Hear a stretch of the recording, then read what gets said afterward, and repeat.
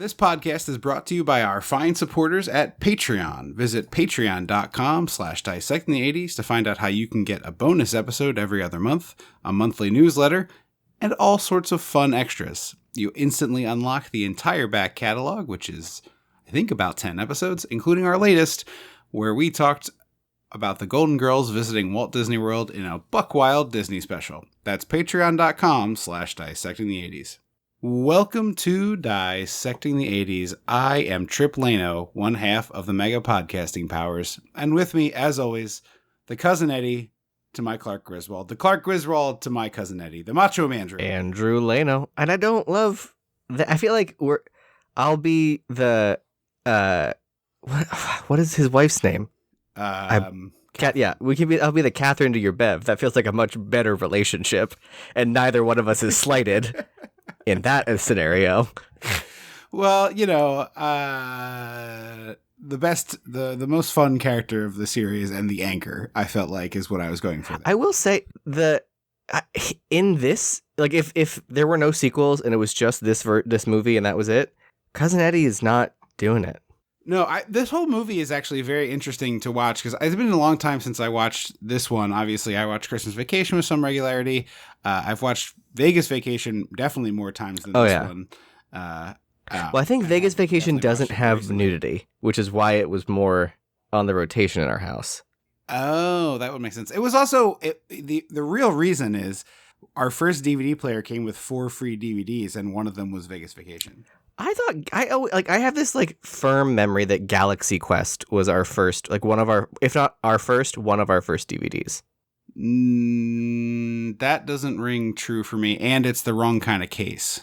What do you mean? All the first gen DVDs were that cardboard with the little plastic slide on the side. Galaxy Quest had a regular DVD. Yeah, but I remember it being like a big deal that we bought it. Maybe that's just for some reason in my brain, but we watched it a lot because Dad liked it, but I don't remember that being in the first round. I'm 100% positive that Vegas Vacation, because Vegas Vacation is like the classic thing that a studio would have offered up for that, where it's like, it's a catalog title. It's not worth very much to them.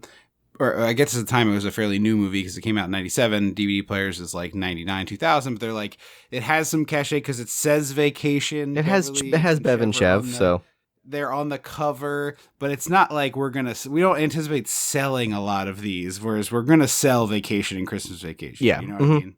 So I'm almost positive that's true. I know my personal first DVD was The Matrix, but I don't remember Galaxy Quest. Yeah, I don't know what my personal first DVD was. I just spent hours as a household. My brain says it was Galaxy Quest.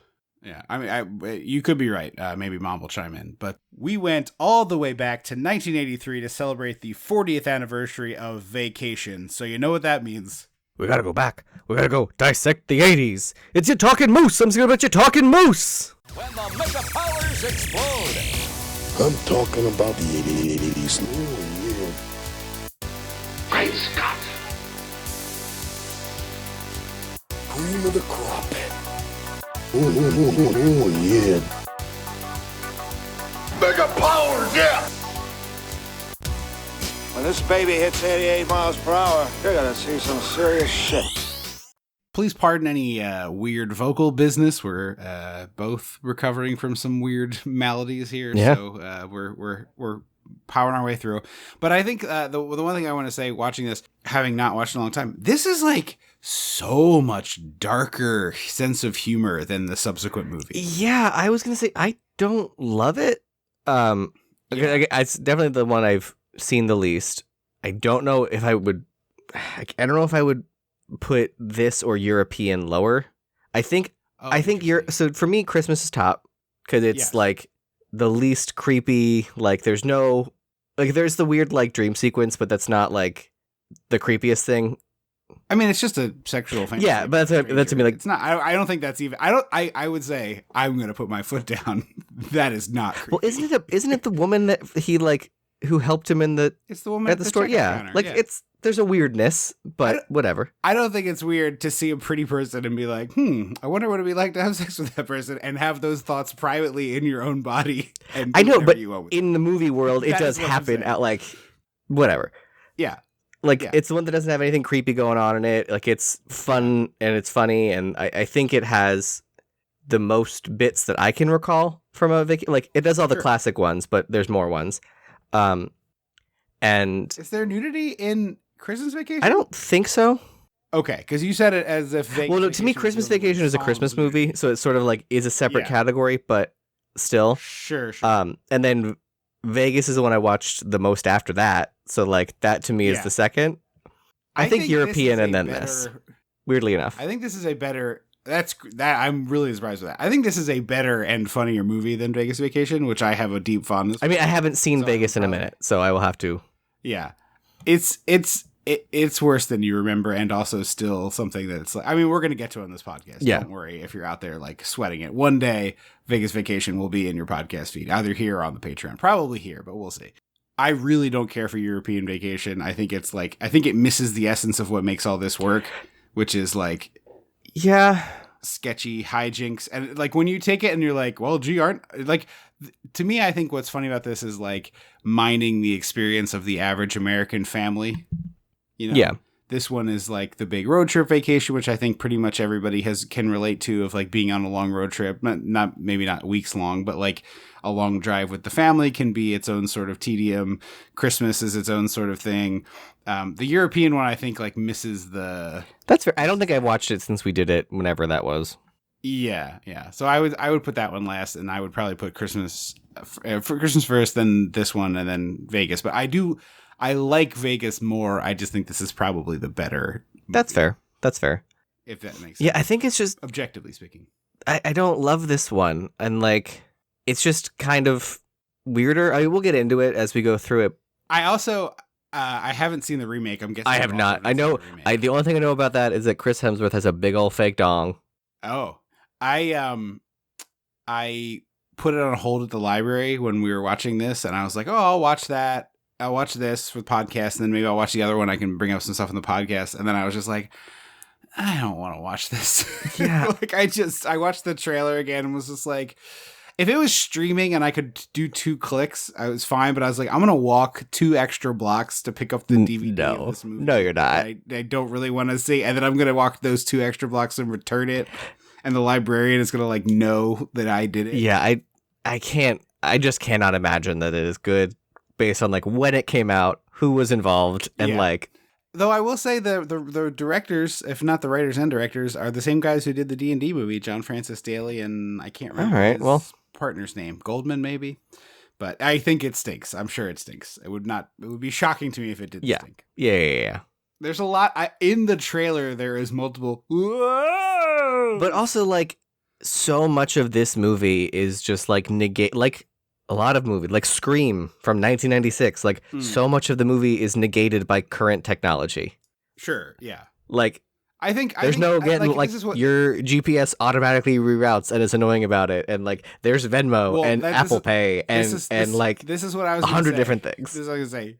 I was gonna say, I bet if we kicked around for, I'm not gonna belabor this forever, but like I guarantee you there's a joke in there where like the GPS takes them somewhere weird. Oh, yeah. Where it's like in like that Office joke where they drive into a lake. Like it takes them to some creepy Or gas it's station like, or it's something that thing where you type in like West 51st Street, and it's like you don't realize Yep. that it's West 51st Street in Albuquerque, New Mexico, Yep. and not Yeah. the one in your town. Yeah. And the wife who is it- Applegate, I want to say. Oh, I thought it was Leslie Christine Mann Applegate? for some reason. No, I think it's Christine Applegate. I guarantee you the wife is like, are you sure this is where we're supposed to go? And he's like, it's on the GPS. Because it's Ed Helms. You know, West Albuquerque. Mm-hmm. Yeah. Guarantee there's like a fart joke. Oh yeah, the car gets stinky- hotboxed stinky with the car. fart. Yeah. Whether it's a kid or a dog or a something or other. And then one really odd, specific Christmas Vacation callback happens in the one scene with Bev and Chev. I have no Oh, idea. Chev is. I knew It's Bev was in weird. it. Is Chev in it too? Yeah, they're both in it. Yeah, for like for a scene or whatever. I bet there's like. I'm betting they did weird the Power Christmas Rangers Vacation thing where the characters are in bed on the phone, and that was it. They were like, we get. No, they're in. They are full body in a shot with other actors. Oh, okay. Yeah, they like go. It's like we're on a road trip. We're gonna go see Grandma and Grandpa. Oh, are they the end goal or are they just like a midpoint? Do you know? No, they're just like they're on the trip. It's like, Dad, I'm taking my kids on a family vacation like we used to. I don't know why I made that. I don't know why you're Uber driver. Fucking that's what he's cousin Eddie talking. Yeah.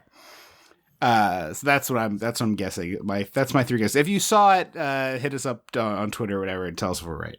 But there's parts of this I like a lot. And one of them is right here at the beginning. The great Lindsey Buckingham tune. Yeah. Lindsey Buckingham tune. If you're not going to license Vacation by the Go-Go's, this is a very solid second option. Yeah. And I think this makes better jive with the movie's vibe than Vacation by the Go-Go's. You know, I bet Vacation... Because this is like middle-aged dad music is what I think of when I hear Lindsey Buckingham. Yeah, I guess I would think Go-Go's Vacation fits more with Vegas Vacation. Yeah, the bright lights and the glamour and all of it. Yeah. The Wayne Newton of it all. But you would lose out on the classic born to be alive. Oh, that's right. You're right. Inexplicably multiple times in Vegas Vacation. For some reason, that was what they decided was the anthem. Born to be alive. We'll get to it one day. Maybe. How about this? Whenever we do the Vegas Vacation episode, I will have watched Vacation, not for like a full episode. You will have the background knowledge of the 2015 movie. Yeah, I will recap it to you in a few minutes, and you will be like making fun of the things I say. But this opening part is my favorite of the whole movie. Maybe we got Eugene Levy. Always. I accidentally wrote Dan Levy. I was like, Dan Levy, is it? I was like, no, it's the other one. It's the older one. It's Eugene. To me, the epitome of a guy who you bring in for a pinch hit scene always gets you at least a double. He can do much more. I was gonna say it's when he's like the star of the team. It's a great game. But when you just need a one-off, he's good too. Yeah, and the floor is very high with the Eugene Levy. I feel like you plug him in, you're getting a solid bit here. You know, this scene I think is better than double, to use the baseball metaphor. I think this is a home run, but it's like he's always going to come. He's going to swing the bat. He's going to get on base and produce some good stuff. Yeah, I really like him in Best in Show. Yeah, great in there. Yeah. So we have the car of, it's a, he's going to the car dealership to pick up the new vehicle. Oh, it's the wrong color. This is metallic P, and it's the family truckster, which is not what he ordered. This is just truly incomprehensibly ugly vehicle. It is, but it's also like quintessentially like family car. Like if you told someone, anyone who was born in the year 1998 and earlier, if you were like, picture a family car, this is probably what they're going to picture in some capacity. Honestly, having just watched the trailer only, that's the part of the 2015 Vacation that makes the best jokes, is like the car has been updated to the modern car. And it's also like an ugly monstrosity, but it's like a crossover SUV size vehicle and not a station wagon. It's not like that the PT Cruiser that they tried. Was it a PT Cruiser they tried to make look like a Woody? Oh, they did do that with the PT Cruiser. Yeah, they did have a faux wood paneling. No, it's like a bizarre buggy, like VW bug-esque inflated balloon sort of vibe of a midsize SUV. Truckster was designed by, I think it's George Barris, famous auto designer who designed a lot of movie cars. And I wrote down the car. Oh, like a movie, not like an actual automotive design. He was a movie. Yeah, I believe he also made the Batmobile, but I'm not 100% sure. It's in my notes, so when we get there, I will say the thing, but I'm just saying it. I've been trying, as you were talking, I'm like trying to scan my notes to find it, but yeah, he's a famous movie car designer. I believe he's the one who did it. But I love, this is my favorite part of this, is the ridiculous scam of like Clark, the literal smash cuts with Rusty. Yes, and they immediately take his car off and start destroying it. And so when he's like, okay, I'm going to leave, they pull up this flat as a pancake version of the car. Like, well, here you go, sir. You can head on out. Yeah. And like, obviously, Chevy Chase is not a good person, but goddamn, did he understand comedy? Yeah. I mean, I think the problem with Chevy Chase is the classic, like, you have too much success and you think that your own farts are the best smelling thing in the world. Yeah, that's true. It's just a classic case of that to me. Is just like he got high on his own supply, could listen to also high on other things, allegedly. Yeah, I mean, yeah. Oh, yeah, yeah. I don't think allegedly. But I think just he like to was say talked it just to about cover our ass. You never know. Yeah.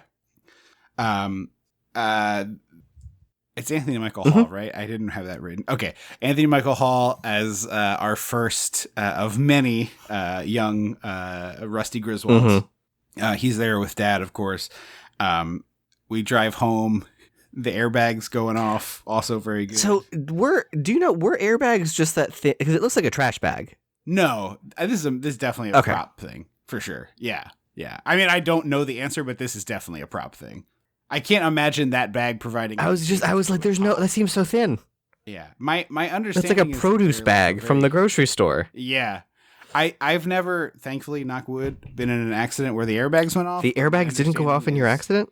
No, I was in a really bad car accident and the airbags didn't deploy, which shocked both of the people. Feels like a lawsuit situation. But it was because I think what happened was like the impacts were both side swipes, technically, despite the fact that like my car was parked. I was in a traffic backup. One car hit me at pretty high rate of speed, going like imagine changing lanes from the lane to my left to the lane to my right, so a horizontal swipe. And then the other car hit me doing the same thing the other direction. Jesus. But they were like one hit the back right corner of my car, one hit the back left corner of my car, so I spun in a circle, but the airbags didn't deploy. Truly insane. That's wild. Something probably was wrong. In my fender bender, the airbag went off. Oh, okay. Did you hit it? A little bit. It hit my chest. Like I had the brush burn on the chest, but it wasn't. Okay. So you don't remember what the material? I do because I was in it. Like so, it was like a fabric-y kind of material. Like it's not like a rip. Because in like an action movie, they're like ripping it off, and I'm like, this is not perforated.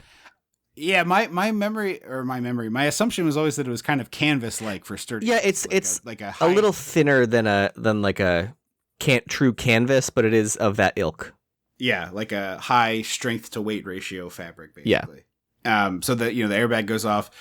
We start talking about, we're back home, of course. We start talking about the family vacation, and Bev, as she usually is in the series, is like, boy, wouldn't it be better if we just flew out there?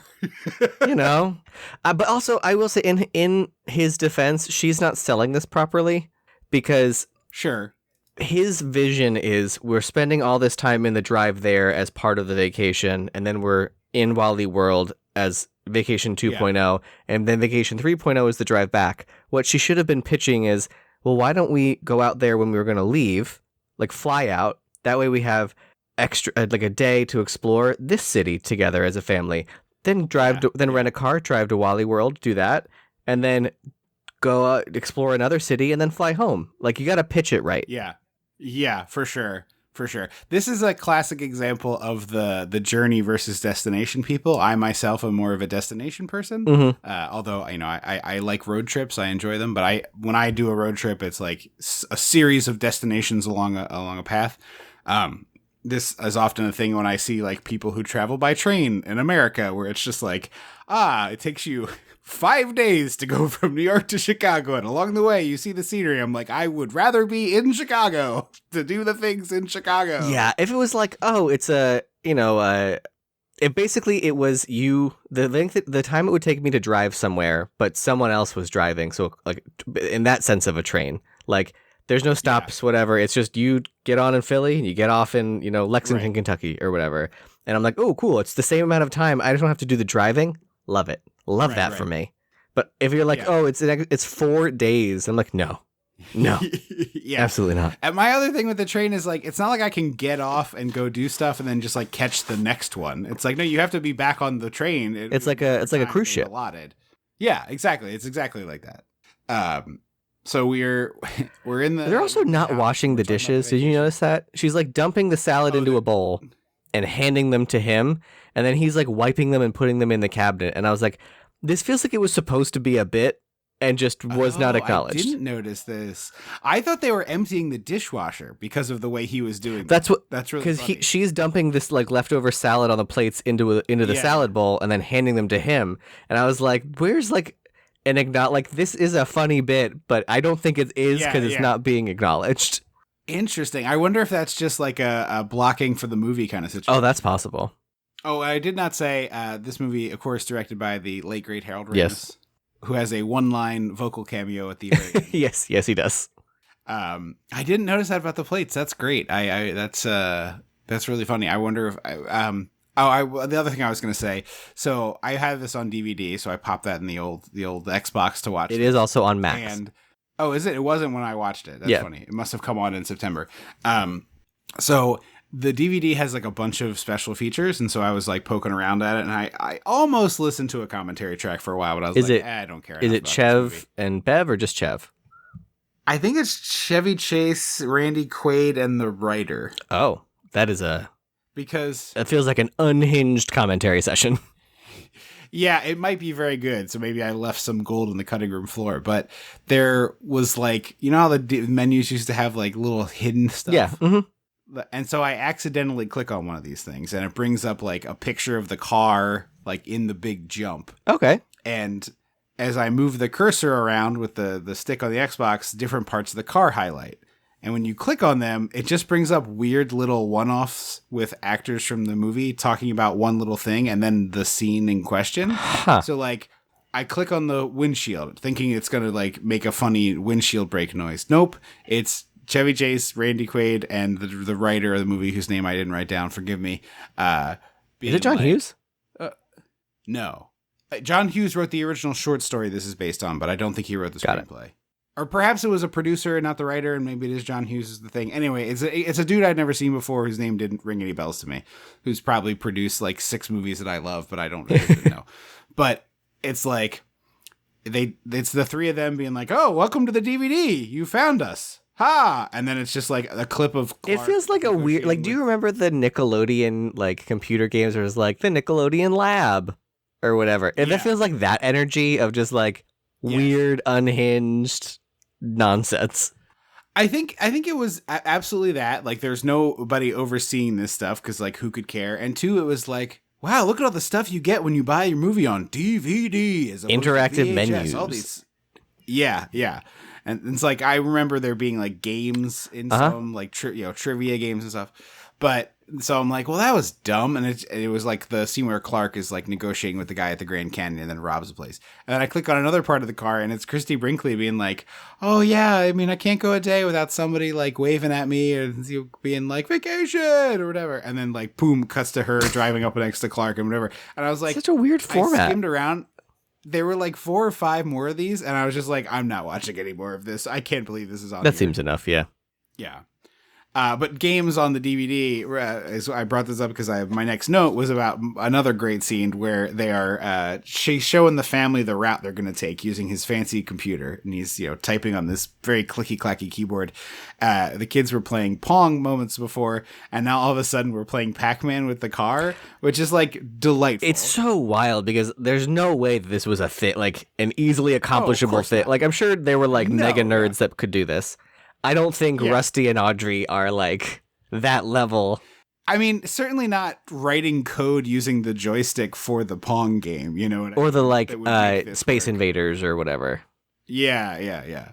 But I do love that. And honestly, I was like kind of bummed that wasn't on the DVD, like a little pack. Yeah, I thought that's where you were going to go with it. Up the car. No, I wished. So he shows them their route. They like do the bit where it's the little dash lines behind the car, and Rusty's following along like Pac-Man. And then we cut to them in the car doing their little road trip. Well, no. What we cut to is the neighbors all coming out to give them like a bye, have a good vacation send-off, which is unhinged. Well, I think they're like looking after the place. Yeah, but it's like 2 different couples that come over. Yeah, that's weird. It's like, I have a nice enough relationship with my neighbor that I'm like, hey man, I'm going out of town. Can you just, if you see anything weird happen, can you text me? Mm-hmm. Or like occasionally like, oh man, this package came early. I'm sorry. Would you mind grabbing it or whatever? He watered my plants once, but it's like, 4 neighbors coming over, 2 couples distinctly coming over to be like, wow, you guys are going to have a great trip, aren't you? Gee willikers. It was bonkers. Similarly bizarre to me to like the thing that happens in movies and TV all the time where like people are coming over the house at breakfast time on a work day. Oh yeah, or school day. Sure, yeah. Like this is a big like friends. They're always having like a morning hello chat, and then like, oh, I got to go to work. And I'm like, what time is it? What time are you waking up? Like, what do you mean? Also, what time is it now? Like, Yeah, exactly. Like, what did you get over here between like 8 and 8:10 when I walk out the door? What are you talking? Go away! I have to go to work. And a classic vacation bit of luggage mishappery. The luggage getting knocked off the top. Pretty good. That I'm surprised. I feel like that would be a good Hallmark ornament. Like, those things those toys where you like press the bottom and like the horse collapses or whatever. Yeah, like a Pinocchio, but like he becomes no strength. Yeah. I feel like they should do that with somehow. I don't know how they would do it, but with the car and the luggage, like when you push up on the bottom, all the luggage like collapses off. And then you pull it back up.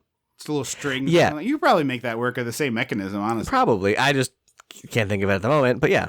I love that we get a legally distinct from the Mickey Mouse Club. It's a good movie song. Like normally this kind of thing, It feels very half-assed. I was like, oh, this is like shockingly good. Yeah, it is. It is well written for clearly being kind of like a toss away joke. But it was just like so very similar, but legally distinct. It all matters. Also, like our parents would and have on road trips actively been like, just put on headphones. Yeah. Hey, Mr. ADD in the background, you need headphones and a book and a Sudoku and also a movie. Simultaneously. Yes. You're like these freak kids watching 4 videos simultaneously on TikTok. I mean, I will say I've done that where like I play a video game, but then I have something playing like a video or movie or something there that I kind of glance at or listen to mostly. I listen to podcasts while I play video games. I don't think that's that insane, especially like a video game that doesn't have a lot of dialogue or anything like that.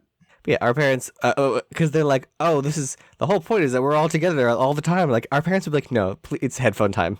Our dad would be like, you get 30 minutes of fun conversation, and then now it's time for headphones. Clark Griswold doesn't know the trick, which is that if you look at the dashboard of the car you're driving... Is that current, or has that been a thing? Oh, I don't know. I assumed it went back a good ways because there's always been the the indicator of the fuel level. But if you see where the little arrow is on the thing, on the pump, on the dashboard, it tells you which side the pump is. Yeah, I still have to check mine. I don't think about because I don't think about it enough because I work from home, so I drive way less than I used to. Right, so I'm like, right, okay, it's that one. And this is a nice bit where he can't find it the where the pump is or the gas. What the fuck word do I want? The valve? I said gas cap. Gas tank. Okay. He can't find where that is, and he sees that someone else find it underneath the license plate, so he goes to do that and just whips the license plate across. It's pretty great. So both the car I currently have and the one I had previously didn't have a gas cap. It was like that new one where it's just like the push valve thing. Like that too. But I had a friend with me in the car the first time I filled the gas tank in my old car. And I opened it up and went, I don't have a gas cap. And they went, you bought a car and didn't check to see if it had a gas cap first? And I was like, no, I don't think it's not supposed to have a gas cap. It looks like this is crazy. The little pushy valve. Yeah. Thing. The springy. I rented a car that didn't have the string. Like someone had broken it, Yeah. So what did you do with the cap? I had to hold it while I pumped the gas. It was very annoying. That's weird. Because I was afraid if I put it down on the car, I was going to drive away without it. Yeah. Which seemed like a definite... A fair assumption. This is going into the car and I'm holding this because otherwise I will not return it. And yeah, Lord knows what they would try to charge me for a rental car. Oh, that's $7,000, sir. Nonsense. We head to St. Louis. Trip's favorite arch. The worst national park in the country. It's the arch itself, right? It's not there's not surrounding area. It's just the arch itself. I mean, it is technically the half acre of green space underneath it and the adjacent historic courthouse. So I guess technically, yes, it's more than just the arch, okay. But realistically it is not. It's we have 1/3 of a mile of hiking trails. You can't even call it a hiking trail. Right. I mean, it's probably more than that. It feels like in the movies when they're like, if we can get this, registered as a national landmark, then Old Man Withers can't tear it down. The truth of the matter is it was like a political horse trading thing. They were trying to buy votes from some senator from Missouri, and they were like, well, if you make the arch a national park so my thing gets more funding, I'll vote for your thing. And they were like, okay. Yeah. this is the part of the movie that Harold Ramis himself was like, I regret putting this in the movie. It's racist. Yeah, it's the black part of town. Yeah. I will say, I do think that the joke that is genuinely funny in this is, and you could find a way to keep this joke if you were careful enough, but where it's like, we're driving through and Bev is like, oh, this is like, this neighborhood's like a little sketchy. And he's like, yeah, we're getting out of our comfort zone. We're seeing all the plight of the American people. You look, kids, you noticing all this plight? You seeing all this plight? And then the second something even kind of sort of maybe seems threatening, they're like, oh, roll them up, get out. I think you could do it if you just didn't have any people on the street. Just like drive through like exactly. a really rundown part of town with like spray paint and boards on the windows and shit, and no people. Exactly. Yeah. No people is the easy solution there, because it's like, you know, the part of this movie that sucks is when it's like, here's the only black characters. They're all in a gang. Yarp. Do you need hubcaps to drive a car? No, I don't think so, because I've seen plenty of them on my daily walks that are just like scattered about sidewalks and stuff as people have clearly hit something and lost them. I had to buy replacement ones more than once for the old Cabernet Cruiser. Oh, really? You were also a curb kisser? Oh, yeah. But you could buy like a 4-pack set of like fake chrome ones from Walmart. And I remember always having to like try to find the ones that were not flashy, because I was like, I'm not doing this to look cool. I'm doing this to not have bare tires. Yeah. Like, I just want silver plastic. I don't want fake chrome plastic. I don't need something from the Ninja Turtles. Excuse me, sir. I'm looking for something like more in the grandma vibe. This is like in the hip teen vibe, and if you look at me, you'll clearly see I'm more the first thing than the second. I'm looking for the landlord special, where like I need the base model version to replace. I do like the again, it is racist because of the way they do it, but the joke of like Clark being so oblivious that he's asking this guy for directions as his friends are literally stealing parts off the vehicle. That is a good bit. It needs working to not be racist, but it's a good bit. Yeah, exactly. Because like you could just have it be a more diverse cast of people who do such a thing. That's just, I think that's just the note for the movie. Like, if you had a black person check them into a hotel and not be a gang member, then you could exactly. Then it's like, oh, it's not the only black person in this movie is a gang member who steals. Yeah. I take that back. There is also a black security guard. Oh, that's right. Yes, he's done other stuff too. Hero. Yeah, he's the boss in Last Action Hero. That's what it. I was like, his face is so familiar. I was like, is it Batman? No, the one who yells enough that his ear starts. And he like doesn't he like get real big and like float? Yeah. I don't know if he floats, but he does get like ridiculous. Yeah. We get through St. Louis. We're trying to get out of there. The kids are asleep in the back seat, and Bev is like, how about some hand stuff? No, he says that. Unhinged. Well, he tries to get some mouth stuff. He's trying to get her to put her. Well, he's trying to do everything at this point. He is so wildly horny for like being in front of his children. Mm-hmm. And don't get me wrong, I like that there's like a married couple who are horny for each other in a movie, which is honestly a pretty rare thing. Except for What We Do in the Shadows, it's like basically Well, I mean, that was Morticia and Gomez. They were. Yeah, they were a couple that they were wild because they were a married couple that still wanted to do it.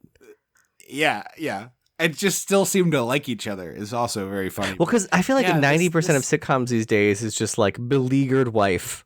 Yep. Ray, your mother didn't like my chicken piccata. Well, it's like no wonder Deborah doesn't want to sleep with Ray. Look at her fucking life. No shit. I mean, maybe you should pick up a vacuum. Kevin can fuck himself. That was what I was. I was like, oh yeah, I get it. No shit. I'm like, yeah, maybe your wife would be more interested in having sex with you if you ever did anything. It'd be a thing to help out. There's Leah Remini working 40 hours a week and taking care of her dad for some inexplicable reason on this show. And also all of your friends are always over that she's making snacks for. Yeah. And like, what do you work? 30 hours a week at the post as a delivery man when we see it? I assume he's doing the full-time gig, but the point stands. Yeah. But I always feel like in sitcoms, the men are home a lot for working 40-hour jobs. Oh, sure. They sure are home a lot doing nothing. Yeah. Bev's head really good stunt gets stuck. It's gross. I don't love it. It just feels squicky. Yeah. I mean, it is funny if the joke starts with consent. Yes, that is I think the key here. Yeah, if she's like, "Oh yeah, I am tired. I'll put my head in your lap," and then her hair gets stuck, and it's like, "I wasn't doing that. I just was laying down. I was tired." Yeah, exactly. Everyone falls asleep, and so the car just like careens by itself. This stunt driving is very. It's funny. really I like good. it a lot. Yeah. Although I was like, my car yells at me if it thinks I'm tired. Oh yeah, I don't have those kind of safety features. I got into a whole big tiff with Dad the other day because I was in the back seat, took the seatbelt off to go into the restaurant to like, put the name in, and I unbelted while the car was still moving and started like bong bong bong bong bong bong. I'm like, we're going 10 miles an hour, and he's like, so, and I was like, I was like, my car doesn't do that. He's like, yeah, it does. I was like, my car absolutely does not bong at you if you're going under 10 miles an hour. Like, it knows you're in a parking lot. It's fine. So mine will, like, if I am pulling, like, a parking lot situation, I guess, or, like, the alley behind my house, if I don't have my thing plugged in and it's, like, I think it's under, like, 5 miles, it doesn't say anything, but after a few minutes, regardless of how fast I'm going, it's like, hey, seatbelt.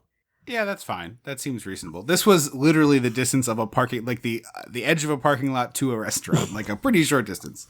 But yeah, no, my car will be like, you're getting tired, you should stop.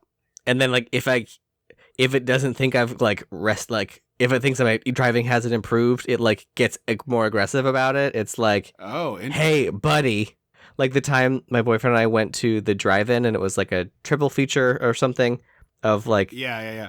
Godzilla v Kong, like original Godzilla v Kong, Godzilla v Mothra. Oh, what's it called? The Terra people or something? There's like furry ape people. Oh, Gargantua. That's called like Battle of the Gargantuas or something. So we stayed there. We stayed kind of late because I was like, why not? I don't care. But then I was like, I have to drive like 2 hours home now. This is a bummer.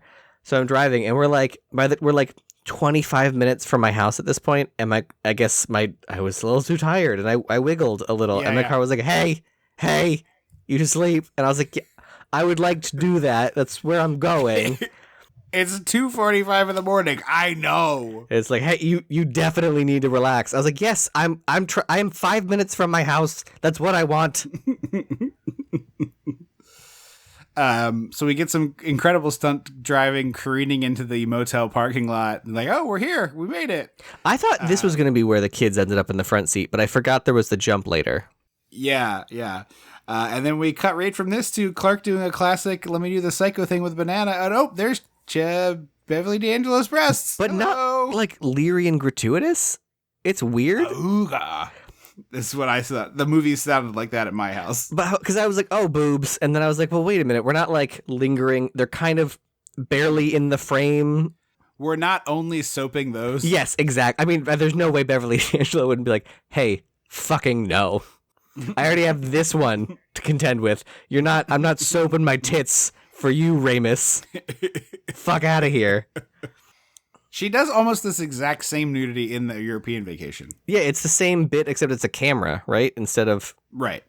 And then that's what sets the whole thing off is the porn tape, or the naked tape becomes that's like a right, sensation. yes. It's like on billboards, yeah.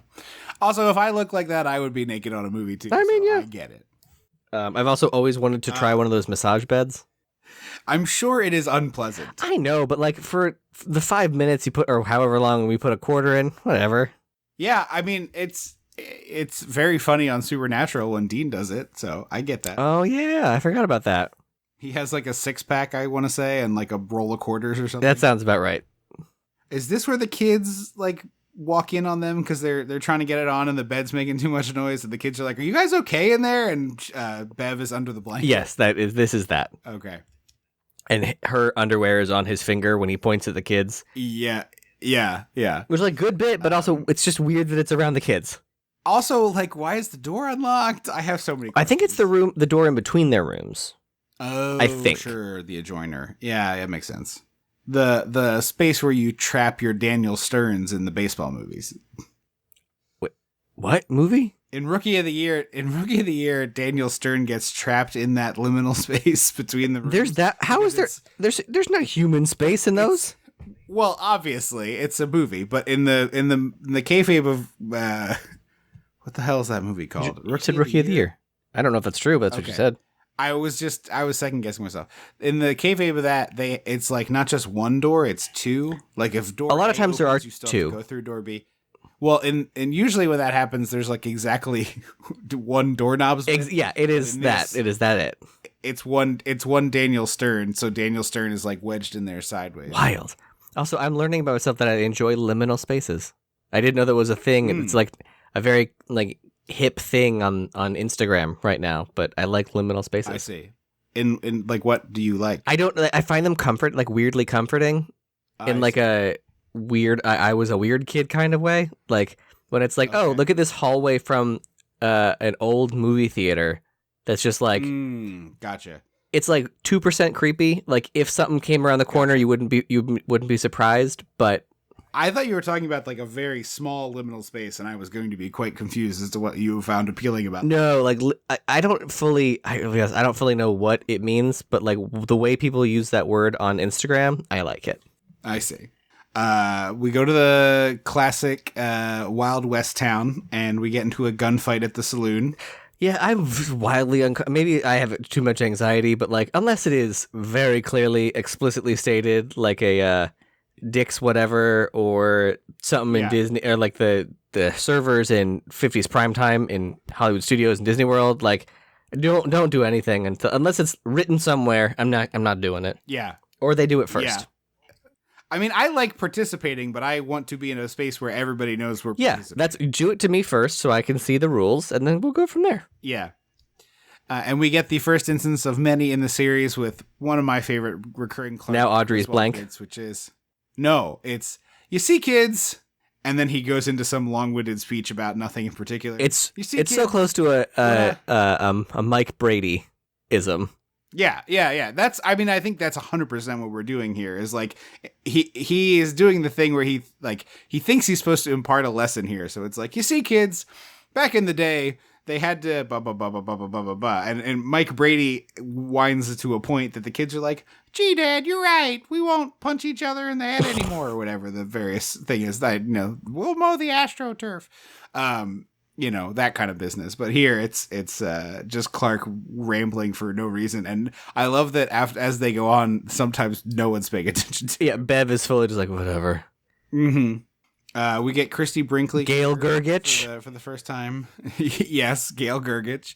And I totally forgot that the song with Christy Brinkley wasn't Always Holiday Road, which is interesting. Yeah, my head puts that in the place, but it's not. Yeah. So they have their little flirt, and it comes back multiple times in this one. It's more than 3, which is shocking for comedy. Yeah. Well, she gets like a whole scene later, and I think it's like, hey, we have Christy Brinkley in our movie, and it's 1983. We're going to put her in the movie as much as we can. Yeah. She's an incredibly famous model. Yeah, exactly. Oh, happy 40th birthday vacation. I thought you were saying Christy Brinkley. I was like, Christy Brinkley is not 40. She is much older than 40. 70, I would guess. I think she's probably 60? in her 20s in this movie, so 60s. Yeah. Because she was a model, and the shelf life of a model is like... Yeah, pretty short. Shorter. Only the shorter list is like ballet dancers and female gymnasts.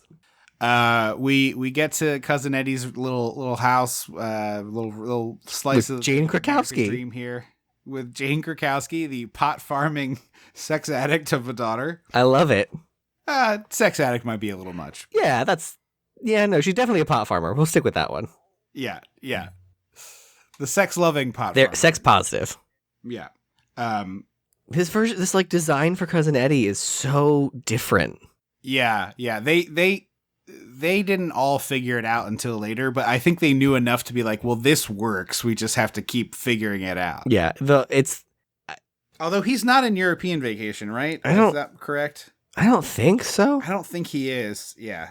But yeah, the more tacky and less like grimy, lecherous. Yeah. Tacky versus grimy is like the key here, because he's like blue leisure suits and that nonsense and like polyester versus this is like a dirty brown A shirt and like pants that are the same color, and you don't know what color they started as.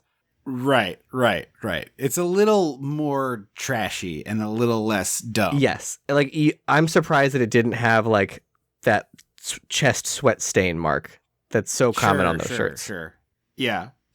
Also, this isn't the point of the movie where I noted that Anthony Michael Hall is a 40-year-old man in a teen boy's body in this movie. And how so?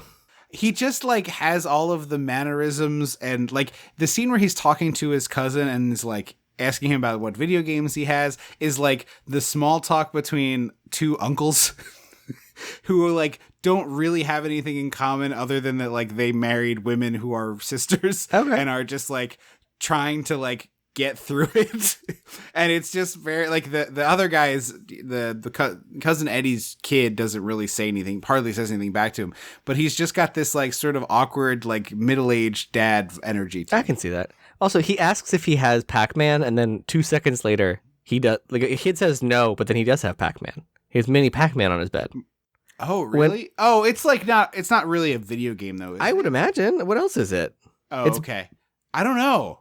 I thought it was like, honestly, one of those bumper games from like the dollar I don't store. know, because it says Pac-Man on it, and it's like a little cabinet. No, It's a I know, mini but cabinet. like, but I've seen like licensed Mario Brothers versions of that. That's not actually Mario Brothers. I do remember. So I remember when Nintendo put out shampoo and body wash in Game Sure. Boy shaped containers. Yeah, And the screen was Probably one of those worth a lot bubblers. of money on eBay now. Yeah. Oh yeah, that's right. That's right. One was Mario, the other was Ah. Donkey Kong.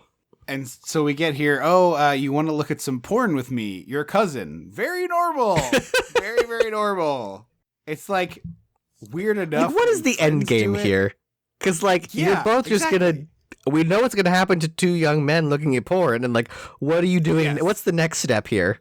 Yeah. And then I love that he like tries to get him to sell him one, and it's like, yeah, absolutely not, bud. This is my private collection. So they're like flipping through a stack of magazines and then just like, I guess, ogling the naked women and trying to keep their pants from looking too obviously tight. This is honestly probably the best like word written joke in the movie, which is hamburger helper is just as good without any hamburger in it. How is he grilling this? It's just noodles and powder. He said that, and I was like, wait a minute, what? And I realized it's just noodle patties. Mm-hmm. It's just, which like you can do if you let it cool down, you can form a patty. Sure. But if you put it on the grill, the heat would make it come right back apart, I feel like. I don't think necessarily. I think if you took cold hamburger helper noodle mix, like a cooked hamburger helper, you could make a patty you could fry in a pan, maybe. Like you would be able to keep it together that way. But I feel like at grill, you got the grates. It's just going to... That's fair. But I mean, I'm not opposed to the idea of a noodle patty. No, I mean, I would probably eat a griddled hamburger helper. I'm just saying, how is he grilling this? This is where Aunt Edna shows up, and they spring on the family that they're going to drive her. And The E in my notes looks like the number 5, and so I was like, is it Fiona? That's 5 DNA. Yeah, that's what it looks like. Aunt Edna. And, like- you cannot surprise anyone with a passenger at any point. No, I was gonna say maybe it's like unconscionable. being a queer person that like family is not necessarily blood, and so like that's a factor. But like there is zero world in which I'm taking Aunt Edna and then her dog, like zero fucking world, or being Right. guilted From into Cousin money. Eddie. Like no, Yeah. no. Yeah. A little different if it's like, here's a box. Can you please take this to St. Louis? Sure, what's Oh in yeah, it? a box just goes in the trunk. Whatever. Yeah. It's not an angry person that I hate. Oh, also, we would be remiss if we didn't mention that Jane Krakowski's big line in this. It's a good line. Is how do you know you're good at French kissing? Well, Daddy says I'm the best. Yeah, it's a great line. Really bizarre, this sequence of the movie. A lot of incest, a lot of porn with cousins, just a lot of things.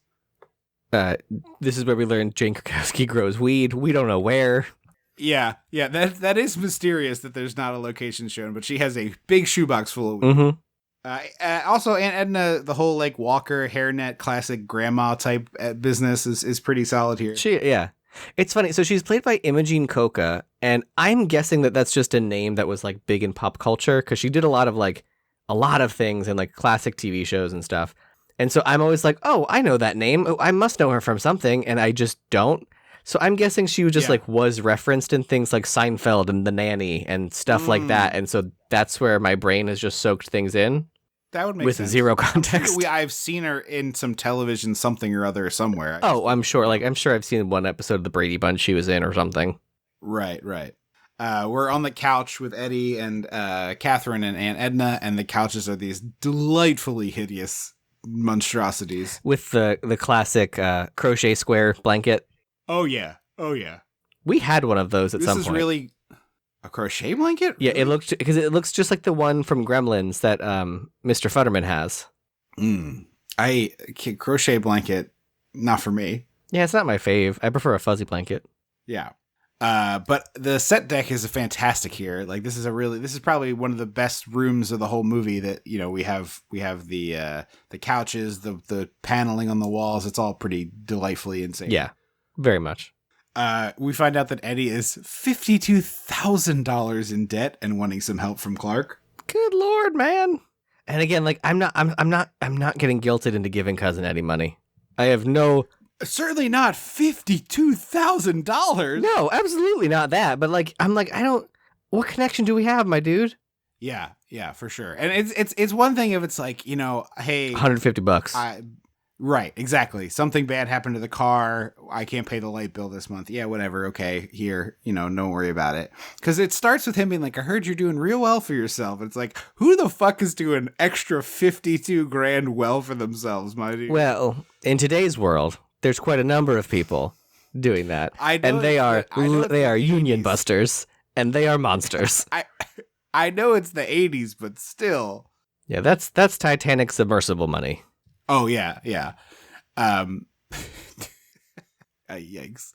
Also, we get one of the best landmine gifts you can get, which is the bad article of clothing. I love these shoes, though.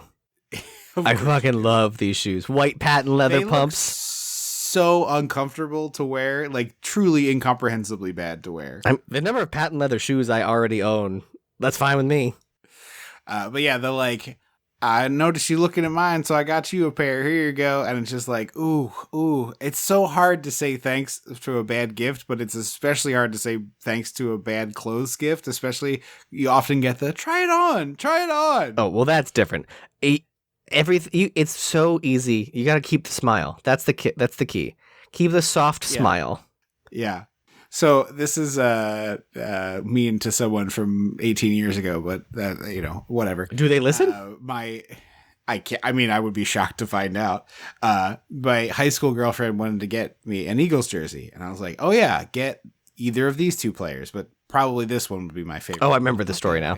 And then they got me an Eagles jersey personalized with my name and number on it, which like some people do, and that's fine if you're one of those people. I think that is like not a thing I would do, but many people do it. Nothing wrong with it. Everybody has different preferences, but I had to be like, oh, cool. It says my name instead of the guy that I wanted it to say. Yay. Did you just return it? Can't even like, no, I kept it for years and then I donated it and felt weird about it because it has my name on it. Yeah, that's fair. It was a jersey or a t-shirt? Jersey. Oh, God. Much more expensive. So it costs I feel like more than $100. If you're getting rid of that these days, I would be like, just give it to me. I'll do something with it for a costume. I'll crop it. I'll wear it to like sports night at some bar. I don't give a shit. Yeah. It would have your name on it. It would be fine. Yeah. Although not the name I use at nightlife, so that would have been weird. Yeah. Jane Krakowski loads up oh my God, what the hell? Audrey. Jesus, I almost forgot the daughter. With name. a bunch of joints. 6 joints for the road. Yeah. And kind of winks. It's crazy to me that doesn't come back. Like, Anthony Michael Hall at one point later is like, "Oh, what's in your purse?" Oh, like, yeah, there's some teasing that she smokes or like doesn't know how to smoke, but it's not like as prevalent as I would have thought. I can't believe there's not a scene with like the kids getting high together. Like, especially at the time, does Edna get her own little teepee? She does, yeah. Get it from Murray. So it's like the kids don't just like smoke a J and like have one of those moments. It just seems like very possible. Frankly, I would much rather have had that than the weird attempted sex scene between Chev and Bev with the dog. Just because like it doesn't really add much, but like give Rusty and Audrey a hotbox the tent moment. Right. Oh, also at the dinner here, or when they're grilling, they're drinking Tab. Have you ever had one? I have not. I definitely have not. I don't think so. I don't know if they even still make it anymore, but They don't no, because Diet Coke replaced it. well, you could still get Tab when I was alive. I remember seeing it on the shelves. Oh, generally speaking, Diet Coke replaced Right, because it was Coke's product. It was just a different flavor. Yeah. We have a second round with Christy Brinkley here. At lunch, she's like, so I don't know what is happening over there. Like, it looks like she stopped in the middle of the road. Three men are ogling both her and her car with equal lust. Mm-hmm. But in the middle of the road, it doesn't feel like she's like in a parking lot. Maybe she is. I think it's supposed to be like a rest stop because they're okay. pulled at a picnic table. And then we find out that the dog pissed on all the sandwiches as Clark is like trying to sexily eat a bologna and cheese and flirt. Yeah. I haven't had bologna in a minute. Actually, no, that's a lie. I had, so not like Oscar Mayer, I had like from the deli counter bologna. It was one of the like grab and go packs. And I was like, oh, I'll get this. And I was like, this is very better than Oscar Mayer. I'm sure it's the same thing, but you know. Yeah. Oh, it's just like mortadella is just fancy bologna, but it tastes much better. Yeah. Well, I like mortadella when you can get the pistachios in it, when you like get the stuff in it. Yeah. I also, Clark has a really stylish prep vibe throughout most of this movie, but this one in particular, this outfit, he's got like the it's a nice little look, and the sort of like rolled up jeans thing going on. He's still not in even Christy his Brinkley's members-only league. Jacket. Oh, I gotta say, like, I mean, of course not. I was like, come on. But she, she likes Jerry Gergich. She does. So she is. It takes all types. She is a Gergich lady. It could be, like I've said many times on the podcast, maybe she's like Cher. Maybe she just likes Uggos. She's like, you're going to make me look better. Yeah, look at Cher's dating history and tell me that woman doesn't like Uggos. She likes Uggos. She's got a thing for Uggos. The focus is on her and the garment. Greg Allman, Sonny Bono, Uggos. Although someone once told me I looked like Sonny Bono. That is an insult. You should have slapped them. I don't necessarily. And like in his heyday in the 70s when it was like we had the mustache and all that. You think that's like a sexy dude? It's not. He's like a bad Mickey. What's the monkeys guy we were just? Oh, Davy Jones. Davy Jones. I mean, obviously Davy Jones is the hotter version, but also not that attractive though. What? But if you're picking the hot scale, Davy Jones is the hotter one. Sure, yeah. But no, but when the Cher show came out, my friend saw it and was like, hey, you should learn the show because when it goes on cruise ships, you could make a very nice little career for yourself playing Sonny in the Cher show on cruise ships. Oh, sure. And I was like, sure, that is less of an insult. I was like, fair. And then I remember there was one time there was a woman when I was working at a spa. It was like I was the only one there. She was like one of the last people of the night. And when she came in, she was like, you look familiar. And I was like, I don't know if you've seen me here before or whatever. She came out and she was like, I thought about it. I figured out it's Sonny Bono. And I was like, oh, okay. And like, I hadn't thought about him in a minute. And yeah, I was like, okay. And she was like, hang on, let me pull up a picture. And I'm thinking she's going to pull up like young 70s Sonny Bono. And she pulls up like running for mayor of Palm Springs Sonny Bono. And I was like, you need to leave my store. Yeah, I will commit violence against you. You need to leave. I used to get John C. Reilly in college, and I was like, that dude's like 50. And like, the only one I ever saw for you was that improv guy, the impressionist guy. Frank Caliendo from Mad TV. Yeah. He genuinely, I think, looked like you. When my hair was short, I did look like Frank Caliendo, but I got John C. When I had my hair a little longer and it was a little curly, people were like, oh, John C. Reilly. And I was always like, not really. That's not a very nice comp. Like, he's an old man. Yeah, I also just don't see it. Yeah. I never saw it either. We still can't figure. So Mom has described the photo, and I know what photo she's talking about, but I've never been able to find it, of like a historical person, like Edgar Allan Poe era. That like kind of looks like me when my hair is all curled out and poofed, and I'm always like, it's Edgar Allan Poe, and like I'm like, have you checked a Martin Van Buren? Oh mate, that's a similar hair. It's possible, but there's like this specific photo I think of when I think of Edgar Allan Poe, and Mom described the exact same photo, but we've never been able to find it. So we somehow both Mandela affected ourselves that this photo exists. Okay, that's very funny. We get back on the road. There's like multiple helicopter shots for this comedy. Like the money that they spent on this movie is so amazing to me. Oh yeah, I mean it's beautiful. Don't get me wrong. I love that they took the time. I mean it's a beautiful. Because nowadays it's a drone. It's a $75 drone shot.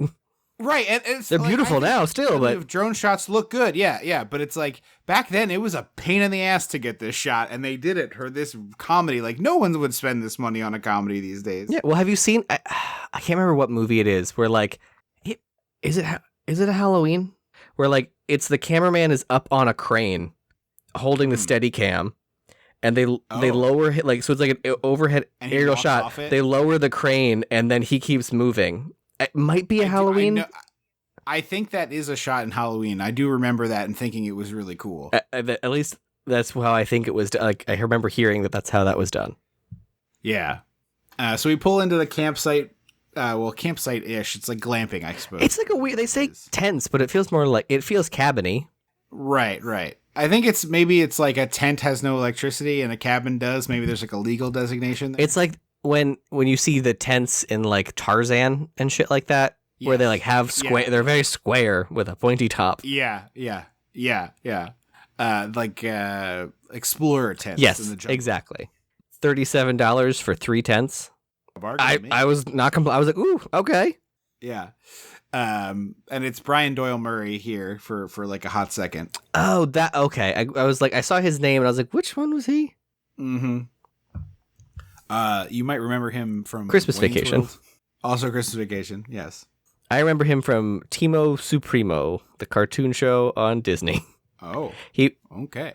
They were like 3 like elementary school age superheroes, and he played like the mayor's assistant who didn't like them.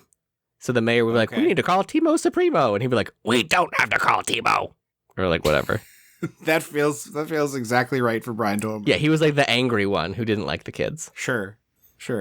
So yeah, there's another attempt at having some sex on this vacation.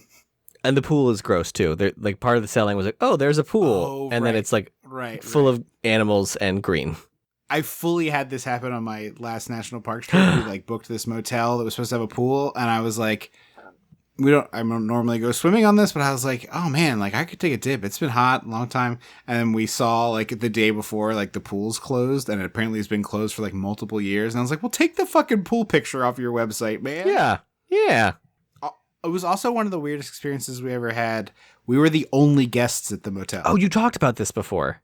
It was like, I want to guess maybe 12 rooms, like to stack, classic 2-level motel. 2 by 6. Yeah. And I think it was like a group of like artist kids who were living there and running it in the summer. It seemed like a summer job situation. The woman checking us in was extremely young, very sweet and nice, but like looked like she was 20 and like seemed like was the only person working there. There was a bunch of other hanger-ons, but yeah, we were the only people in this motel. It was weird. I was like, I went to ask for something and she's like, yeah, no problem. She's like, honestly, if I'm not in here, just knock on the door here. And I was like, oh, okay. She's like, you're the only guest tonight. And I was like, what? She's like, we were literally full last night. Tomorrow we're completely booked. Today you're the only guests. So strange. Very weird. Yeah. So we're back on the road. The cop. This is the only. I remember this is like the only joke I actively never liked in any of these movies. Yeah, I mean it's pretty dark to kill a dog, even if the dog sucks. Yeah. And not just like, oh, accidentally we left the dog. Oh, the dog got into some bad food and died. No, we dragged it to death behind the car is fucking grim. And like the fact that they also followed it up with like, oh, the carcass is out there. Like, yeah, I'm gonna go get the carcass off the road is the line. Like it should have just been like a snapped. The collar should have just been snapped in half, so it wasn't a full circle. And that should have been like even then, I don't like this joke at all. It just like really upsets me. Yeah. But yeah.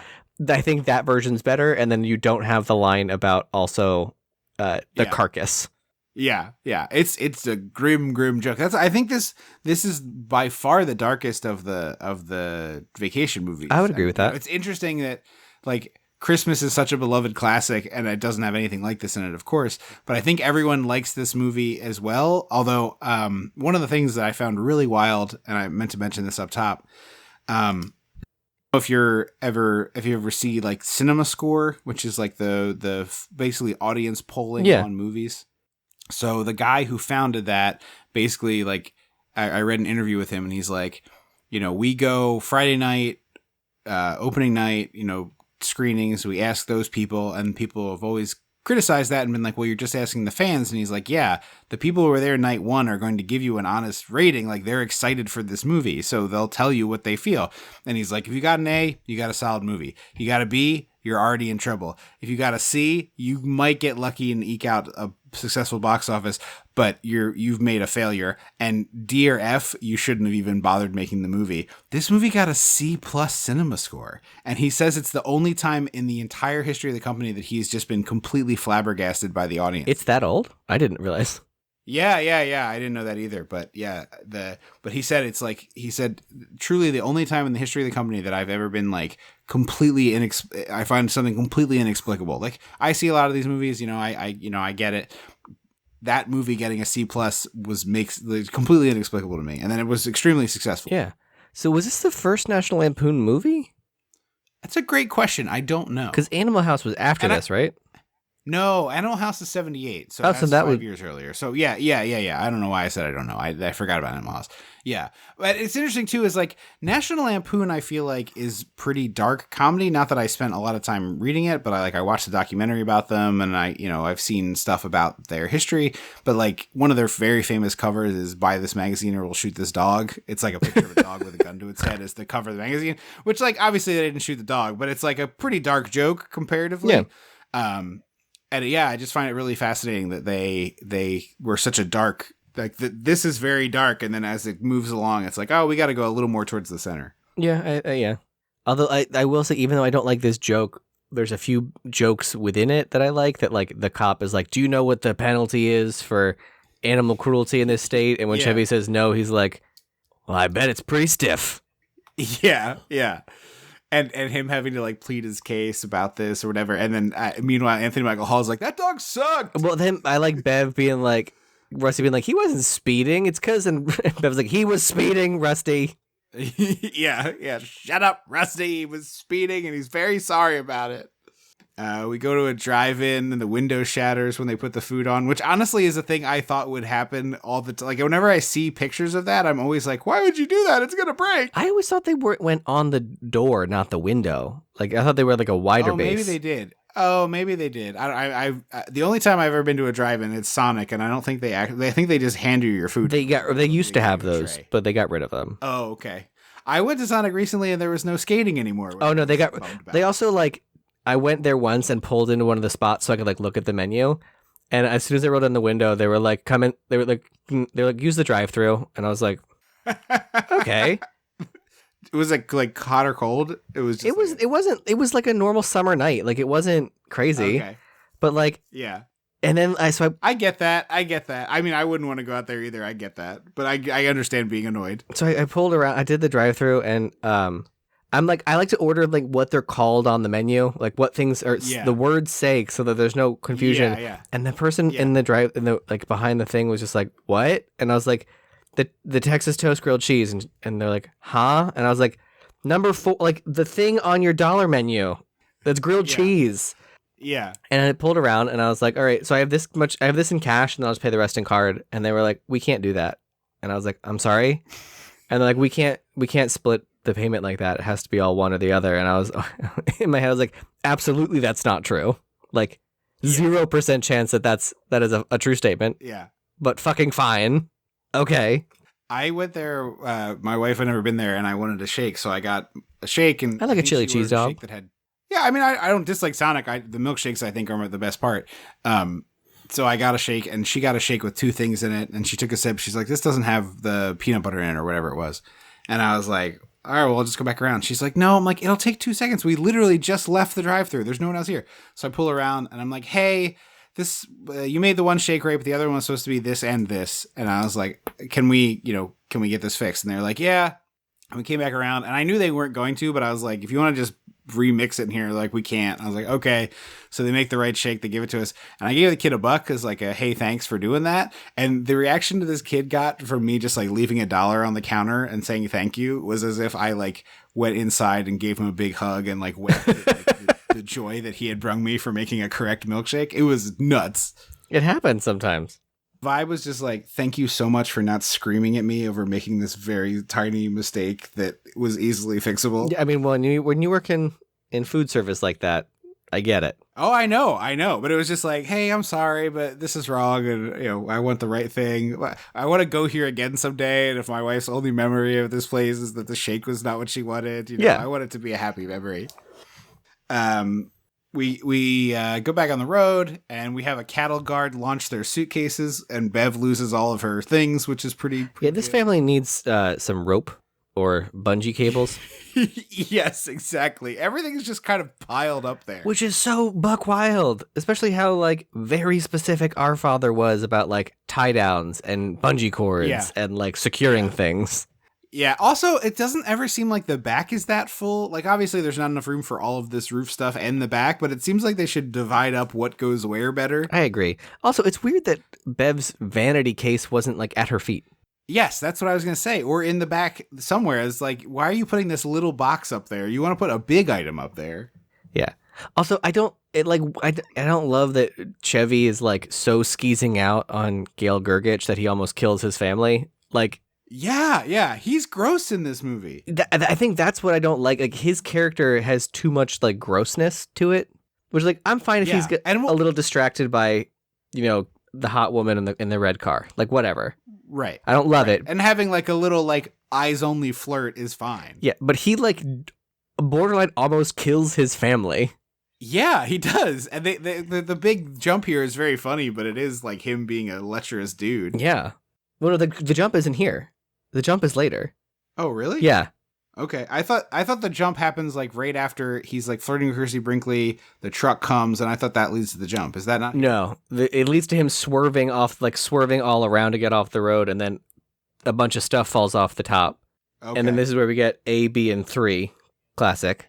A, this. B, that. 3, this thing. Okay. And then they're back on the road, and they miss the sign for the Grand Canyon. The road closed. And then they go flying. Got it. Okay. They do a real Dukes of Hazzard jump. Yeah. And they land in a very theme park ride tableau. Yeah, that's true. It is exactly that. It's just like this big sandy desert With a fake smoke coming out of the hood and all of the luggage around them. And that like tick-tock engine ticking noise. Like I'm basically expecting that we are on the Universal Tram Tour driving by them. Sure. Yeah. What company is this? I love Ellen.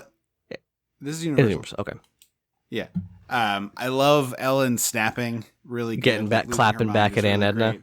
Yeah. And then the slowly breaking the glasses. It is so good. It's so good. It's a 10 on 10. And I always like yelling for Russ when he's right next to you. I think that's a fun. I don't know. Yes. I don't know why that bit is always funny to me. It's good. Yeah. Because it rings extremely true for our parents. Yes. Behind you. I mean, I've like 100 times that has happened in our lives that one of our parents has been like, Andrew. Oh. Luckily, we didn't get the misnamed thing very often. Oh, I got that all the time. What are you talking about? I didn't get that. Happens constantly. Did they called you me or called you the other one? Yeah, sometimes mom would run through all the names before she got to the right one. I feel like that happens now, but when growing up, it didn't happen very often. Oh, no. I definitely would be like a get to the right. No, I don't remember. That was not a thing for me. Well, maybe you were the special one. Speaking of our older brother, Rusty chugs the beer here, and it feels very much like an older brother move. Yeah, he gives it to him. He's like sharing the beer. And Clark takes one sip, and Rusty is just like glug glug glug glug glug glug glug. Really, very good. Clark wanders the desert for a while, and I love that there's these two people watching him do this and just kind of laughing at his misfortune. Yeah, the two Native American men are like, "What a moron." Yeah. So the desert shot, is that from Soren or Indiana Jones or both? Both, I think. I believe this is Devil's Tower, if I'm not mistaken. Okay. Yeah. Maybe I'm wrong. Maybe it's a different... I think Devil's Tower is in this movie. It may not be this shot. So he finally gets to the service station like hours after his family. Yeah, somehow the family beats him there? It was wild. Yeah. And he gets like held up for tires, which is... He basically gets mugged by this man, joke. who's also the sheriff. He does. That's what it is. Yeah, that him pulling out the badge and saying I'm also the sheriff is 10 out of 10. But they still have a wobbly wheel, and then I see that all the wheels are wobbly. Yeah. They try and use a check at a hotel because it's a lawless, weird world in the 80s. and they lost the credit cards. Well, wasn't it Bev's card got lost, he called to cancel, and then his card stopped working? Isn't that how the sequence goes? I think it should have been like, oh, those were my cards in your vanity case. Yes. And then that would have been a little clearer. Yeah. No. I think it was a mistake of the credit card company. They just canceled both cards. Yeah, but I think it's a tighter explanation of, sure. well, why do I have your cards? Oh, no, my cards were, yeah. Then it means they so this canceled the leads to cards him- that they actually have, which is just funnier. Right. And that leads to him robbing this hotel and leaving the check, which is very funny. Like, hey, gee, I wonder if they can figure out who you are. But also, like, did you steal $1,000 from this register, or did you just give a good donation to this hotel? Right. That's probably true. The service guy was probably like, all right, here's what I'm going to do. I'm going to try to cash the check. If it clears, I will put the money back in there and keep the rest and not worry about this. Because that's the move if you're smart. Aunt Edna is dead. Yes, more like Aunt Edna. Aunt Edna. I love it. Also, am I right? she was a terrible person. So, like, who gives a shit about anything? Yeah. And honestly, the joke of her tied to the roof with a blanket around her is hysterical. It's brilliant. Really good. Yeah. But also, like, what are you doing in this situation? Like, pretending you don't have a phone, which again, like, phones fix everything. Right. And also at the point of where it's like your vacation has been a fucking disaster and you didn't want this woman to be involved at all. It's like, I'm going to stay here for 2 days with like a coroner inquest and all this shit. I don't want to deal with this. I get it entirely of like, we're just going to leave her. Yeah. Well, she was a bitch. We didn't like her. Yeah. I put an umbrella over her. Meanwhile, Clark has this Totoro ass umbrella that he puts over her. I this love thing is it. Enormous. It's so big. I love it. There's another He's smash also got cut a joke where he goes, jacket here. we can so what if we tie her to the roof? It's not raining. Smash cut to rain. Yeah. They do a quickie Clark funeral. Yeah. They put their heads down. And he just like kind of mutters some words. He just like goes off. He does a tight five. Yeah. Then we get the first of the Clark Griswold loses his shit and snaps at the Mental family breakdowns rants. because the family's like, we're good. For our mental safety, we're just gonna pack it in. We're gonna have the best fucking time until you guys whistle zippity doo dah out your assholes. And then Bev has the same reaction she does every time, which is like, hey, next time you're gonna do that, maybe don't. Yeah. Now, and here's the part of the movie that it's unhinged to leave your dead aunt somewhere by the side of the road. As much as we both just said that's what we would want to do in this situation, like that's a pretty bleak, unhinged move. But this is the part of the movie that is inexplicable to me. He goes to the bar. There's Christy. I Brinkley. hate that his Oh my response God. to this is to go to the bar and flirt with women. Like, you're married with children, and you're on vacation with them. Right. And also, but it's like the marriage is happy. You have clearly a very good sex life, as we see in the movie. Your wife is Beverly D'Angelo. Your like, wife in is 1983. 3 degrees hotter than you are, sir. Yeah. And it's like, fine if he goes to the bar. Fine, whatever. But then, honestly, I wouldn't do this, but like having a bit of a flirt at the bar, mostly pretty harmless, right? As long as it stays there. But it feels Never like leaves the he's bar, seeking nobody- it out. It's one thing to sit down Absolutely. and have someone engage you and kind of like have a banter. Right. It feels like he's like on the prowl at the bar, and it's like, Right. my dude, why? Ew. Yeah. But then they go skinny dipping together. After he that pulls is a Bill cheating Paxton on in your True wife. Lies. Which is, I haven't seen it in so long. Where Bill Paxton is like pretending he's like a big to-do to Jamie Lee Curtis. Oh. He's pretending he's a spy, and Christy Yeah, Brinkley Flunk yeah, says, "I'm yeah. surprised you didn't say you were a spy," because he's like, "I own these motels. I'm secret shopping, blah blah blah." Yeah. But like he's cheating. Like I'm sorry, skinny dipping with a random woman from the bar is cheating. It's That's cheating. It's cheating. Also, he dove into the pool, which is just not safe. He dove into the pool with his socks on. Unhinged and unsafe. But yeah, this is like the big, and then like, it boggles my mind that this like semi-blue, this light blue comedy, yeah, light blue is a good way to put a light blue comedy in the 11th hour involves him getting caught cheating on his wife. Yeah. Because then her response is like, well, this must be my fault. Let me be exciting. And it's like, Fucking no, you're Beverly D'Angelo. Right. And also the movie doesn't like care about this because They like, don't it gets give a shit at resolved in all. 30 seconds. Yeah. And so like it's just much funnier if it's like they put the kids to bed. It's been a stressful day. He starts making the moves and she's like, I don't want to do that. And he's like, let's do something crazy. Let's go skinny dipping. Yes. And then Clark and Ellen go skinny dipping and it's just like, ah! And the whole motel sees the parents were like in there and then the kids are embarrassed and that's kind of funny. And it's like, It's better that why way. is this character cheating on his wife? Why is he? Because like, yeah, okay, this ends like the punchline here is like, oh, look at this schlub. Like he tried to pull this off and he failed. But like, Why is he step trying to two pull it was off? having sex. Right, step 2 is having sex with Christy Brinkley. Like, what the hell? Yeah. Or if like, I don't know what it would mean, but if the punchline is like he jumps into the pool and screams that it's cold and everyone comes out and he's actually in the pool alone. Yeah, Like, I don't know what it would be like. That's a very different movie. But I don't know how I don't. I'm not trying to push for like some weird hide and seek like he's having a breakdown, but like it's all in Clark's head. he's like, oh, this hot, like he's been imagining that this hot lady's super into him, Yeah. and she's just like, I don't know who you are, dude. Yeah, or like Christy Brinkley is like reading a magazine by the pool Yes. for some reason in the middle of the night. That. Yeah. And- But yeah, it's just inexplicable to have this guy trying to cheat on his wife. And then there's no, like the resolution is just like, I'm sorry. Yeah, you're right, Sparky. Okay, let's go to bed. And that's I hate it. I really hate that. Now we're in LA. And Or as- Audrey as is the- doing as the Alan young- cosplay. As the young women out there call it LI. Yeah, she is doing that. This is filmed at Six Flags Magic Mountain, by the way. I was trying to figure out what scale theme park. It's a big park. I believe this is also the same roller coaster from the beginning of the Step by Step credits, although I might be mistaken about that. But It looks like it would have. It looks like it's supposed to have 2 cars running at once. Oh, It looks yeah, like, sure. at least- like not a racer though. No, not in a but like the idea that you could have both Yeah. going. Yeah, I think that's probably right. Then we get the big Chariots of Fire run. And I gotta say, like Wally World, you should have had signage at the entrance to your parking lot. Right. Also, you have to pay to park at any theme park in America. Maybe not in You gotta- 82 or 83. Maybe. I think you paid to park on day 1 of Disneyland. Well- I'm pretty sure. I guess it is supposed to be Disneyland. Yeah.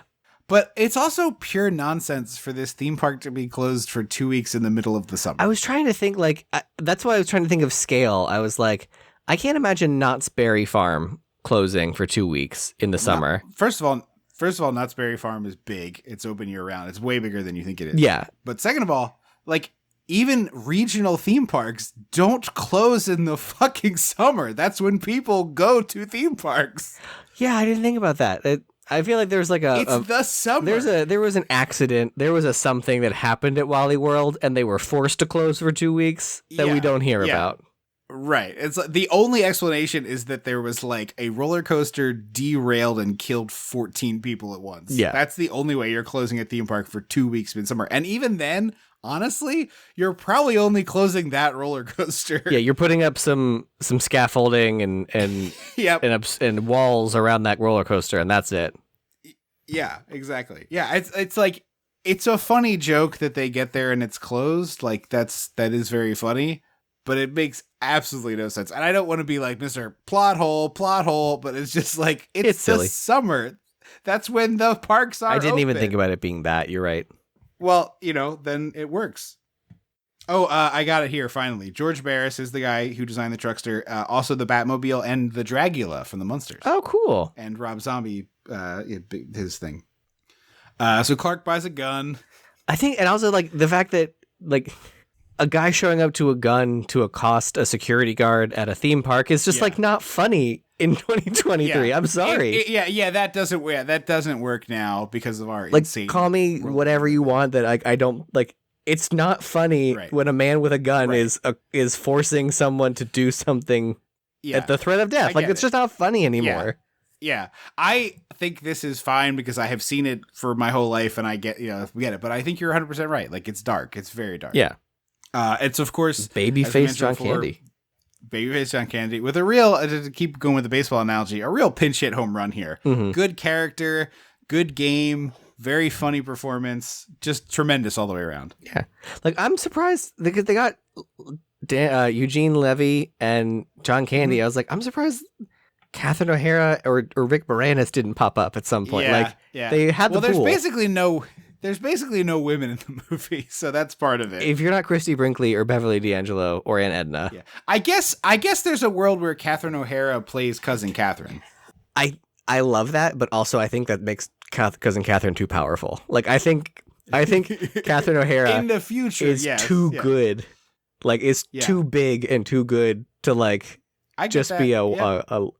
because Cousin Catherine is like the perfect amount of like character and whatever. Putting Catherine O'Hara in there, I think, just makes everything unbalanced. Yeah, I think you're probably right. Also, who's operating these rides?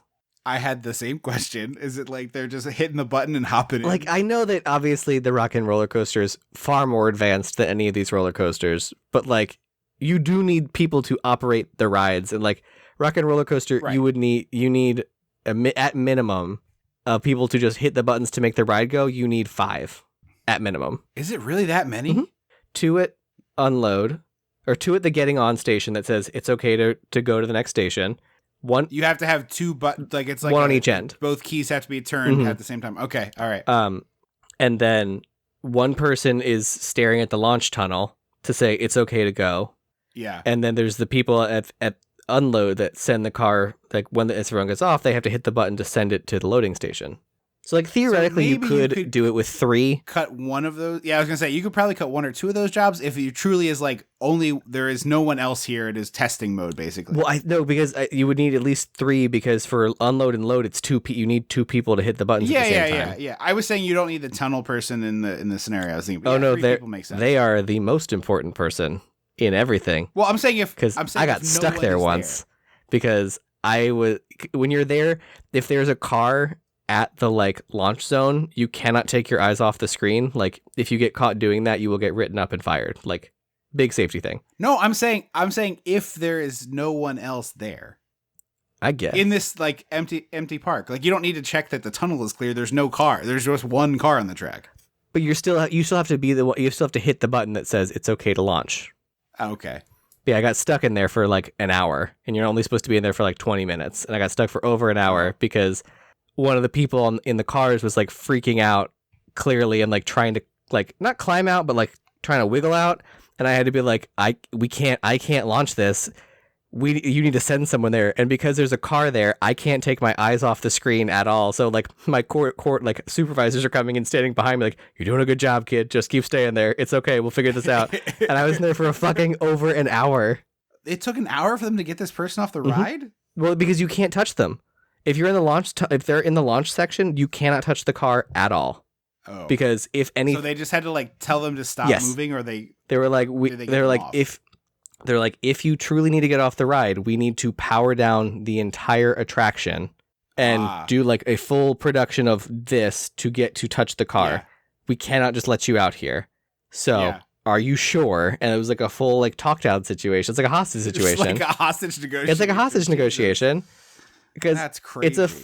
it's a whole mess. Like you can't. There's a lot you can't do. You can't touch things. That's crazy.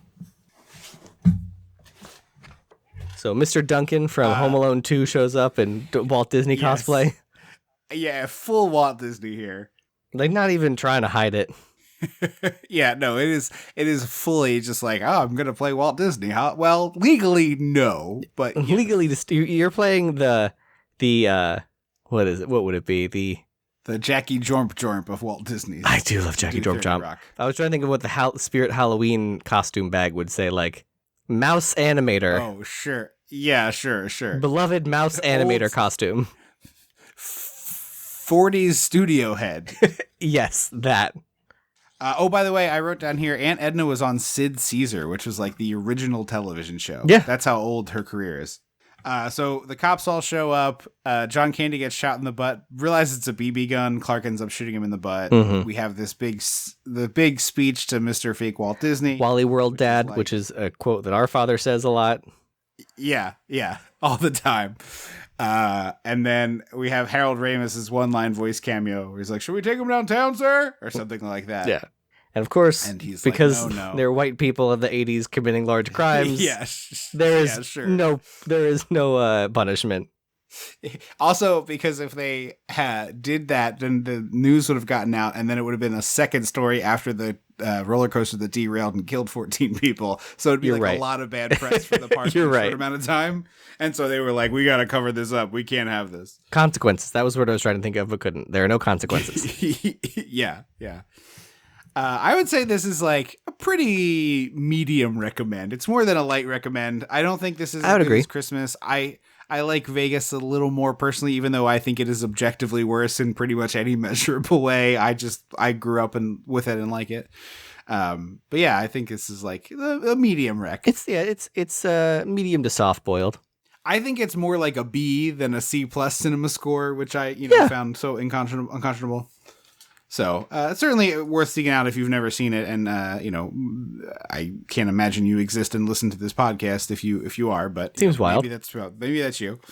Yeah, so definitely worth it, and we did our rankings before, but yeah, I think Christmas is easily the best of this series. Not just as a Christmas movie hater, just in general. Yeah, there's a lot of rewatchability there. Absolutely. Don't forget to check us out on Facebook, at Dissect the 80s on Twitter. Feel free to say hello to us either. Those On places. X, We you always mean? like to hear from you. No, I said the thing that I meant to say, which is Twitter.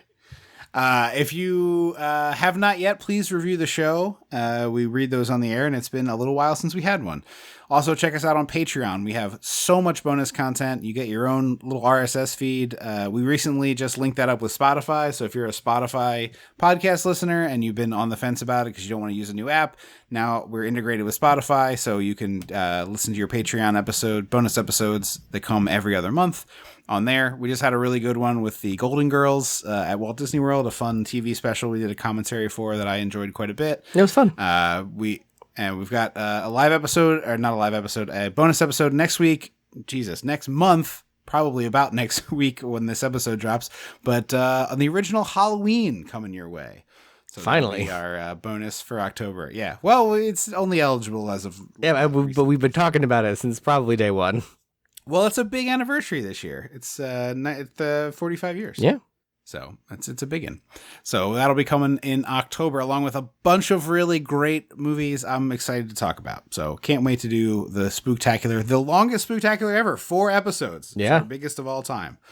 The greatest Spooktacular of all time. The new theme, the Spooktacular theme song is coming back very soon and here for a little while. So I'm excited about that. For a limited time Thank only. you so much. Prices of participation may vary. That's right. And then it goes back in the vault. Thank you so much for listening to the show. I have been Trip Lano. I will always be Andrew Leno. Until the Spooktacular. Don't you forget about me.